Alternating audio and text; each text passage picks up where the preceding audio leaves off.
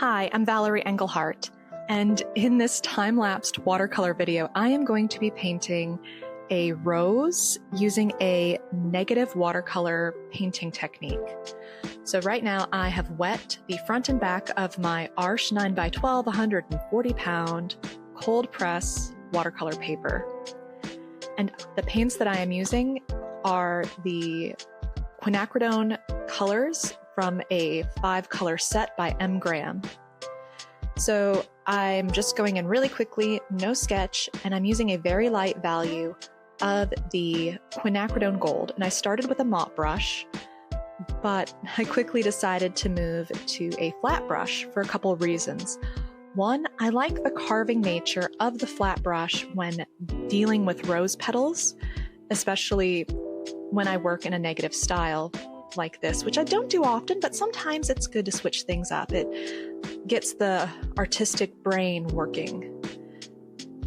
And the mop brush holds a lot more water. The paper is already quite wet, so I don't want the pigment spreading too much.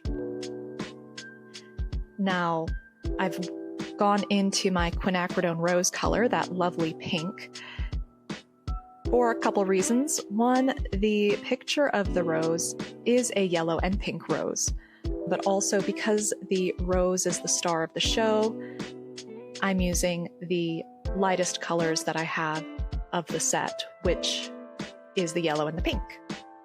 The other colors are Quinacridone Red, Quinacridone Rust, and Quinacridone Violet, and those will be mostly used in the background. So a 9x12 paper is actually kind of small for me. I like to paint really big, and so I've already made this rose too big for the composition that I had planned in my mind. But this isn't a serious piece. This is just me playing around because I wanted to do something, but I had to go pick up my daughter, so I only had 30 minutes, and so I thought, oh, I'll just do this really quickly.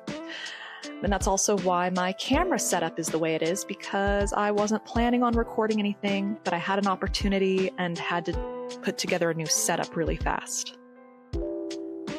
Now, I am painting on one of my fabric cutting boards, like a cutting mat, and I picked that because it doesn't absorb water, and that way it'll keep the back wet, because after all, I did wet the front and the back because I want the paper to stay wet as long as possible. But when you do that, you don't want there to be puddles of water. You want the paper to be nicely saturated, but not like it's got a lake on it.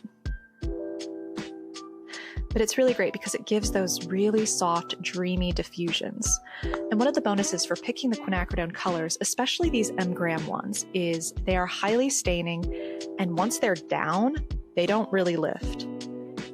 And that's part of the lesson of knowing your pigments, because there are a few times in this I go try to lift some of the paint, because that's one of the techniques I like to use. Like right there, I try to lift the paint. It doesn't really lift too well, because that's just one of the qualities of this paint. However, in certain cases, if I used a paint that lifted too well, I might end up very frustrated while I make these petals. So it is important to know the qualities of the pigments that you're working with, and sometimes the only way to do that is by experimenting and having fun. And even though this isn't my quote-unquote signature style, what does that matter? I want to have fun and do something to energize me in the last few minutes I have in a day.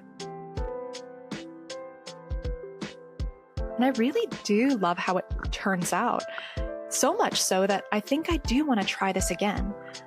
My sister saw it and described the rose as spicy. And I think that's my new favorite descriptor for this piece, is that it is spicy.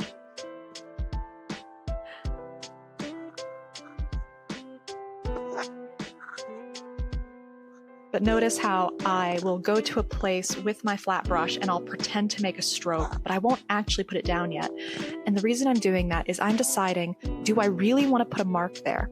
Is that going to add to my piece or distract? Because sometimes we get to a part where we start to fiddle. And I did start to hit that point of fiddling. And then if you fiddle too much, then one area looks too overdone, then you got to go add more marks somewhere else. And then you have something that was perfectly fine, and then it becomes overworked. So there is a really fine line there.